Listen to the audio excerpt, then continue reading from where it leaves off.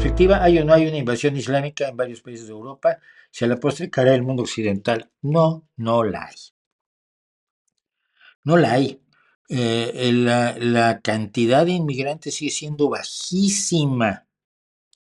La cantidad de inmigrantes sigue siendo bajísima. Y dos, no todos los musulmanes son radicales islamistas, que es a lo que la gente le tiene miedo. Es decir, gente que se aferra literalmente a lo que dice el Corán, lo que dice la Sharia, lo que dicen los hadith. Y por supuesto quieren la Sharia. ¿Hay gente que lo quiere? Bueno, sí, también hay opus deístas que quieren una teocracia en España, pero no son mayoría. La mayoría de los católicos no son salvajes como los opus deístas o los millonarios de Cristo o esta gente. Y la gran mayoría de los musulmanes no son radicales extremistas del Daesh o de Al Qaeda o de alguna rama del islamismo extremo. Entonces, primero que nada, por cantidad de personas, no, no. Es muy pequeña la inmigración todavía en Europa. Más en España, que es un país cerrado a la inmigración hasta 1978. Cerrado porque quien quería venir aquí a vivir con un dictador como Franco. Luego, la caída de Occidente, yo la veo como quien la plantea más como un sueño, ¿no? Es como una revancha. Lograremos que caiga Occidente y entonces reivindicaremos la conquista de África y la colonización de Asia y la conquista de América.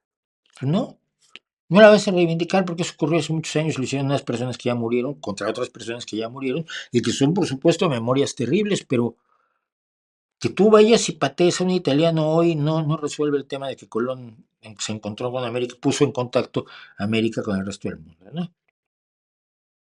O que vayas y patees a un británico, pues no quita que Cook puso en contacto a Australia con el resto y el Pacífico Sur con el resto del mundo. Por un lado hay eso, una idea de una especie de revancha histórica absurda que no tiene ninguna lógica. Por otro lado, la idea de que debe haber algo mejor y para que haya algo mejor tiene que caer el pensamiento occidental, porque el pensamiento occidental es muy maligno y entonces hay que sustituirlo por otra cosa que nunca te dicen qué es. En las pocas ocasiones que yo he tenido oportunidad de hablar en serio con algunas personas que están dispuestas a hablar, lo que quieren es el comunismo. Es decir, un sistema que ya fracasó y que ya vimos que es bastante peor, sin defender al capitalismo, como forma de organización económica. El comunismo es infinitamente peor que el capitalismo. Y lo demuestran sus fracasos continuados en todos los países donde se ha aplicado. Y que lo caracteriza la estatización absoluta de todos los medios de producción y la planificación centralizada de la economía. No funciona. La otra parte, la parte política del partido único, la dictadura del proletariado, pues tampoco es como la gran cosa. Entonces, tenemos que mejorar lo que tenemos y tenemos que luchar porque lo que tenemos sea lo menos malo posible, pero la propuesta de vamos a destruirlo sin tener con qué sustituirlo, no me parece muy astuta. No me parece muy astuta, lo siento. Así que esa es la realidad que creo que tenemos que tener en cuenta. Entonces, ese sueño de la caída de Occidente, yo me acuerdo que es tan frágil Occidente que la pandemia nos iba a hundir. Y lo hablábamos la semana pasada, ¿no? Lo que se demostró es que las instituciones sociales, políticas y económicas de lo que llaman Occidente, como si, vamos, es que es como si África no estuviera en el hemisferio occidental, como si América no estuviera en el hemisferio occidental.